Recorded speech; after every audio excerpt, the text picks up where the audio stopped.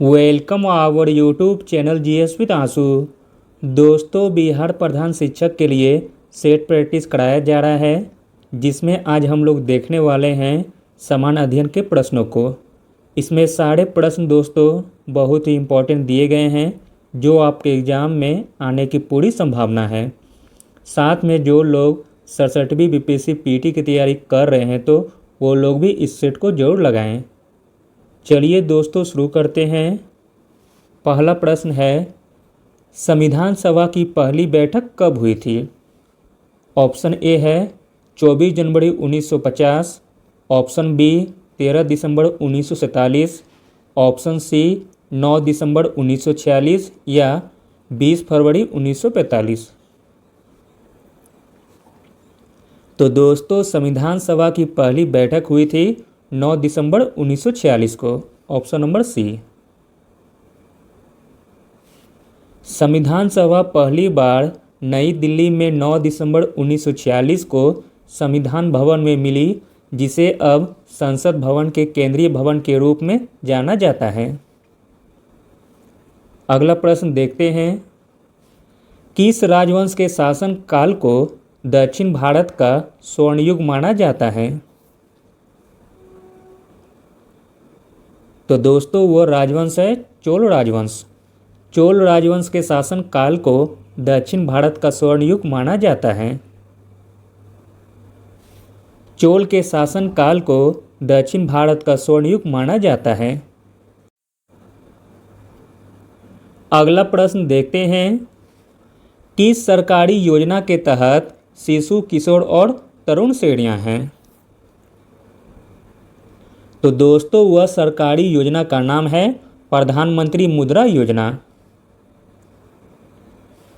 यह वित्त मंत्रालय, यह कौन? तो प्रधानमंत्री मुद्रा योजना। प्रधानमंत्री मुद्रा योजना भारत सरकार की एक प्रमुख योजना है, जिसे 8 अप्रैल 2015 को शुरू किया गया था। अगला प्रश्न देखते हैं, निम्नलिखित में से भारत का सबसे उत्तरी बिंदु कहाँ स्थित है? तो दोस्तों, भारत का सबसे उत्तरी बिंदु स्थित है लद्दाख में। ऑप्शन नंबर सी। भारत का सबसे उत्तरी बिंदु इंदिरा कौल लद्दाख में स्थित है, जबकि दक्षिणतम बिंदु इंदिरा पॉइंट अंडमान तथा निकोबार द्वीप समूह में स्थित है। अगला प्रश्न है दोस्तों, भारत सरकार के वन्यजीव संरक्षण अधिनियम कब लागू किया गया था?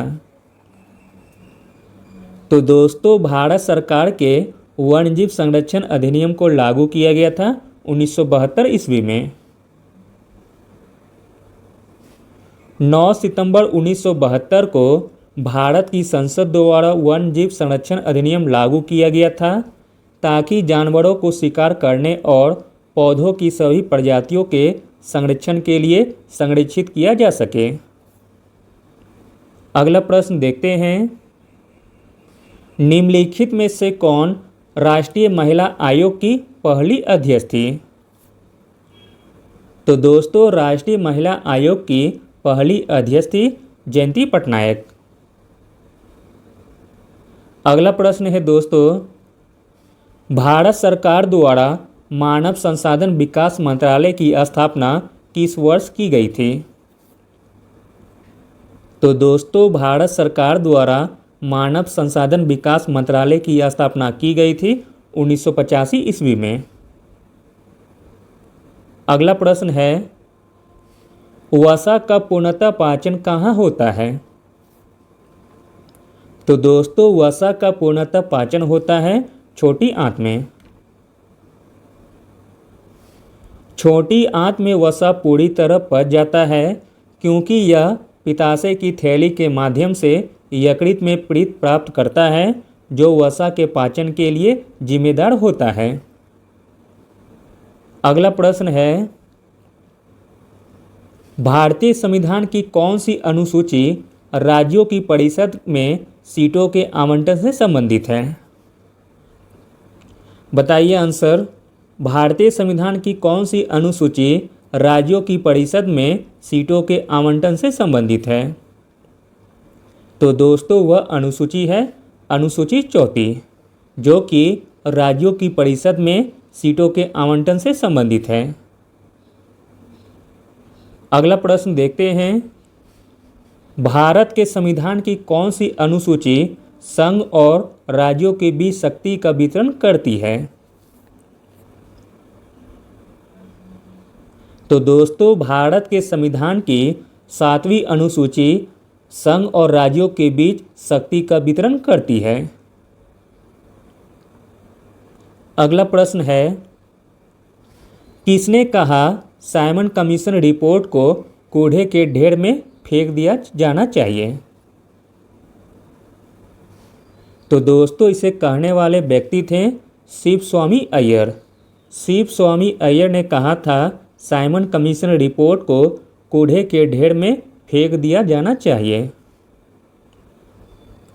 अगला प्रश्न है, मालवा का पठार किसके बीच स्थित है? तो दोस्तों मालवा का पठार स्थित है अरावली और विंध्य पर्वतमालाओं के बीच।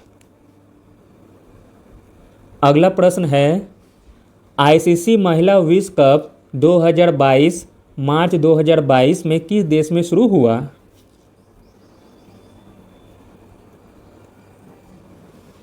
तो दोस्तों आईसीसी महिला विश्व कप 2022 शुरू हुआ है न्यूजीलैंड देश में। अगला प्रश्न है, किस राज्य या केंद्र शासित प्रदेश में बढ़ते हुए ई कचरे को नियंत्रित करने के लिए देश का पहला इलेक्ट्रॉनिक कचरा पर्यावरण के अनुकूल पार्क स्थापित करने की घोषणा की गई है? तो दोस्तों वह केंद्र शासित प्रदेश है दिल्ली। दिल्ली केंद्र शासित ने बढ़ते ई कचरे को नियंत्रित करने के लिए देश का पहला इलेक्ट्रॉनिक कचरा पर्यावरण के अनुकूल पार्क स्थापित करने की घोषणा की है। अगला प्रश्न देखते हैं, भारत सरकार द्वारा देश को किस वर्ष तक कार्बन तटस्थ बनाने का लक्ष्य निर्धारित किया गया है?